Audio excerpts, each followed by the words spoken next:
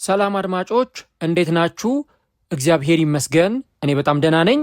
ማንቸስተር ሲቲ አዩብ ቡዋዲን ለማስፈረም ከፍተኛ እንቅስቃሴዎችን እያደረገ ይገኛል። በቅርብ ቀናትም ይፋ የዝውውር ጥያቄ ያቀርባል ተብሎ ይጠበቃል። ነገር ግን ደግሞ ሌሎች ተፎካካሪ ክለቦችም ይህንን ተጫዋች ለማስፈረም እንቅስቃሴዎችን እንደሚያደርጉ በርካቶች እየዘገቡ ይገኛሉ። ማንቸስተር ሲቲ አዩብ ቡዋዲን ያስፈርመው ይሆን? አርሰናልና ሌሎች የተጫዋቹ ፈላጊ ክለቦችስ በዚህ ተጫዋች የዝውውር ጉዳይ ላይ ምን አይነት እንቅስቃሴዎችን እያደረጉ ይገኛሉ? ይህንን ጉዳይ በዛሬው ፕሮግራማችን ላይ የምንመለከተው ይሆናል ማለት ነው። በዘንድሮ የዓለም ዋንጫ ላይ ከተመለከትናቸው በጣም አስደናቂ ከሚባሉ ኮከቦች መካከል አንዱ ሞሮኮዊው የአማካይ መስመር ተጫዋች አዩብ ቡዋዲ ነበር። በተለይም ደግሞ ሞሮኮ በዓለም ዋንጫ ላይ በነበራት ጉዞ በፈረንሳይ ተሸንፋ ከውድድሩ እስከምትሰናበትበት ጊዜ ድረስ አዩብ ቡዋዲ ብዙ የእግር ኳስ ቤተሰቦችን ያስደነቀ አስደናቂ የሜዳ ላይ ፐርፎርማንስንና ጥሩ የዓለም ዋንጫ ቆይታን ማሳለፍ ችሏል። ያ በመሆኑ ምክንያት የበርካታ ክለቦችን ቀልብም ተጫዋቹ እንደሳበና ፈላጊ ክለቦችም ተጫዋቹን ለማስፈረም ሲንቀሳቀሱ እንደነበር በተለያዩ ዘጋቢዎችና በተለያዩ ሚዲያዎች ሲዘገብ ቆይቷል።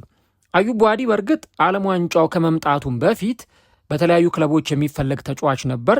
ግን ደግሞ ዓለም ዋንጫው የበለጠ የተጫዋቹን ኳሊቲ በጎላ ሁኔታ እንድንመለከተው አስችሎናል።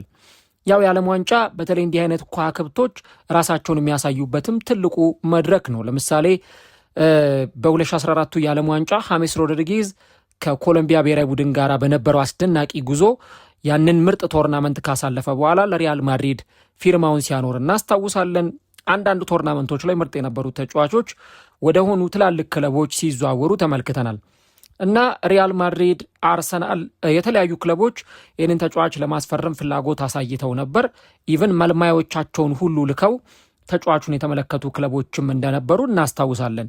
አሁን ግን ማንቸስተር ሲቲ ይህንን ተጫዋች ለማስፈረም እጅግ በጣም ከፍተኛ እንቅስቃሴዎችን እያደረገ እንደሚገኝ እየወጡ ያሉ መረጃዎች ያሳያሉ። በተለይ ደግሞ ቲምቶክ እንደዘገበው ከሆነ ማንቸስተር ሲቲ ለአዩብ ቡዋዲ ተጫዋቹን ወደ ክለባቸው ለማምጣት እንደሚፈልጉ እና የኤንዞ ማሬስካ የፕሮጀክቱ አካል እንዲሆን ፍላጎት እንዳላቸው ለተጫዋቹ አሳውቀውታል። ኤንዞ ማሬስካ በተለይም ደግሞ በሚቀጥለው ዓመት ከፔፕ ጓርዲዮላ ከዓመታት ቆይታ በኋላ በማንቸስተር ሲቲ የምንመለከታቸው አሰልጣኝ ይሆናሉ እና የአማካይ መስመራቸውን እንደ አዲስ ለማዋቀር ነው እየሞከሩ ያሉት። ከዚህ ቀደም ማንቸስተር ሲቲ ከሳንድሮ ቶናሊ ከተለያዩ ተጫዋቾች ጋር ስሙ ተያይዞ ሲነሳ ቆይቷል። በእርግጥ ኤሎይት አንደርሰንን የግላቸው አድርገዋል። አሁን ደግሞ አዩብ ቡዋዲን ወደ ክለባቸው ለመቀላቀልና የአማካይ መስመራቸውን ለማጠናከር ከፍተኛ እንቅስቃሴዎችን እያደረጉ ይገኛሉ ማለት ነው። አሁን ባለው ሁኔታ በተለይም ደግሞ ተጫዋቹን ለማስፈረም ሪል ፍላጎት ከማሳየትም ባለፈ እንቅስቃሴዎችን እያደረገ የሚገኘው ማንቸስተር ሲቲ ስለመሆኑ ነው ትላልቅ የመረጃ ምንጮች የሚያሳዩት። እንደውም በርካታ ንግግሮች ከተደረጉ በኋላ ስፖርቲንግ ዳይሬክተሩ ሁጎ ቫያና እና የቡድኑ አሰልጣኝ ኤንዞ ማሬስካ ለተጫዋቹ ወኪሎች ተጫዋቹ ወደ ማንቸስተር ሲቲ መምጣት የሚፈልግ ከሆነ ትክክለኛው ጊዜ አሁን እንደሆነና ተጫዋቹን ወደዚህ ክለብ እንዲመጣ ለማድረግ ፍላጎት እንዳላቸው ከማንቸስተር ሲቲ በኩል ያላቸውን ፍላጎት አሳውቀውታል ማለት ነው። ተጫዋቹ በሊግ ዋን በሊል በጣም ጥሩ ሲዝንን ነበረ በባለፈው ዓመት ያሳለፈው 18 ዓመቱ ላይ ይገኛል። በዓለም ዋንጫው ላይ ደግሞ ባሳየው ፐርፎርማንስ በአማካይ መስመር ላይ በጣም ድንቅ ብቃቱን ከማሳየትም ባሻገር በሚቀጥሉት ዓመታት ኢቭን ተጫዋቹ አሁን ባለው ጊዜ በቋሚ 11 ውስጥ ተካቶ በቋሚነት ፕሪሚየር ሊግ ላይ፣ ቻምፒየንስ ሊግ ላይ መጫወት የሚያስችል ወይም ትላልቅ ሊጎች ላይ ለመጫወት የሚያስችል ትልቅ ብቃት እንዳለው ነው እየተመለከትን የምንገኘው። ከዚህ ቀደም በተለይ ተጫዋቹ ከአርሰናል ጋር በጣም ስሙ ተያይዞ በተደጋጋሚ ጊዜ ሲነሳ ነበር። ኢቭን ከማንቸስተር ዩናይትድም ጋር አዩብ ቡዋዲ ስሙ ተያይዞ ሲነሳ ቆይቷል እና ቲምቶክን ጨምሮ ሌሎች የመረጃ ምንጮች እንደገለጹት ከሆነ ማንቸስተር ሲቲ ብቻም ሳይሆን ፔዤ፣ ሪያል ማድሪድ የተጫዋቹ አድናቂዎች መሆናቸውና በተለይ ፔዤ ፋቢያን ሩይዝ ምናልባት ደግሞ በቀጣዮቹ ዓመታት የሚተካው የአማካይ መስመር ተጫዋች የሚያስፈልገው ከሆነ ይህንን ተጫዋች ወደ ክለባቸው ለማምጣት ከፍተኛ ፍላጎት እንዳላቸው ነው የተገለጸ የሚገኘው። ስለዚህ ማንቸስተር ሲቲ ቀላል የማይባል ፉክክር ሊጠብቀው እንደሚችል ግልጽ ነው።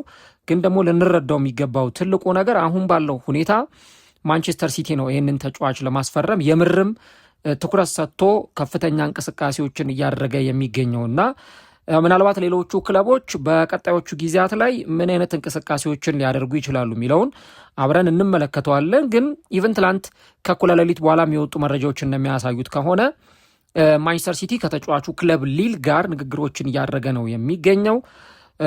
ተጫዋቹ የማንቸስተር ሲቲ ኢላማ ውስጥ የገባ ተጫዋች ነውና ማንቸስተር ሲቲ በጣም በቅርብ በሚባሉ ቀናት ምናልባት በዚህ ሳምንት እስከ ሳምንቱ መጨረሻ ድረስ ያማየውን ከሆነ ግን እስከሚቀጥለው ሳምንት ድረስ ባሉት ጥቂት ቀናት ተጫዋች ለማስፈረም ከፍተኛ እንቅስቃሴ ከማድረግን ባሻገር የዝውውር ጥያቄ ወይም ኦፊሻል ቢድ ለማቅረብ እየተዘጋጁ ነው የሚገኙት የሚሉ ዘገባዎች ይወጡ ይገኛሉ። በነገራችሁ ላይ ማንቸስተር ሲቲ አዩብ ቡዋዲን ብቻ አይደለም ለማስፈረም የሚፈልገው ኢብራሂም ባዬን ሴኔጋላዊውን ተጫዋች ከፔዤ ለማስፈረምም ያለውን የዝውውር ፉክክር ተቀላቅለዋል እና በሚቀጥሉት ጊዜያት በተለይም ደግሞ የአማካይ መስመራቸውንና የፊት መስመራቸውን ለማጠናከር ከፍተኛ እንቅስቃሴዎችን ነው በማንቸስተር ሲቲ በኩል እየተመለከትን የምንገኘው።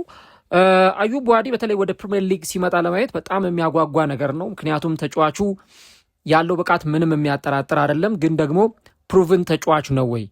በሊል ያሳየንን ብቃት ሊግ ዋን ላይ በሞሮኮ ብሔራዊ ቡድን ዓለም ዋንጫ ላይ ያሳየንን ፐርፎርማንስ አሁን ደግሞ ወደ ፕሪሚየር ሊግ ቢመጣ ማንቸስተር ሲቲንም ወይ የትኛውንም ክለብ ቢቀላቀል ያንን ማድረግ ያስችለዋል ወይ?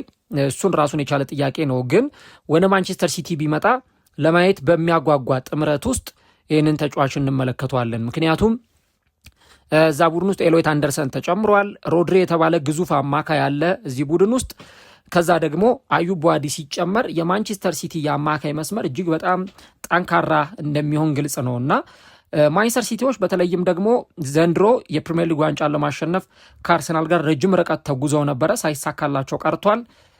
የፕሪሚየር ሊግ ዋንጫን ካጡ 2 ዓመታት ተቆጥረዋል። ስለዚህ የፕሪሚየር ሊግ ዋንጫ ክብራቸውን ለማስመለስ እንደዚሁ ደግሞ በቻምፒየንስ ሊግም ተፎካካሪ ሆኖ እስከ መጨረሻው ድረስ ለመዝለቅ ማንቸስተር ሲቲ ትላልቅ ዝውውሮችን ከዚህ በኋላም ሲፈጽም ልንመለከት እንችላለን።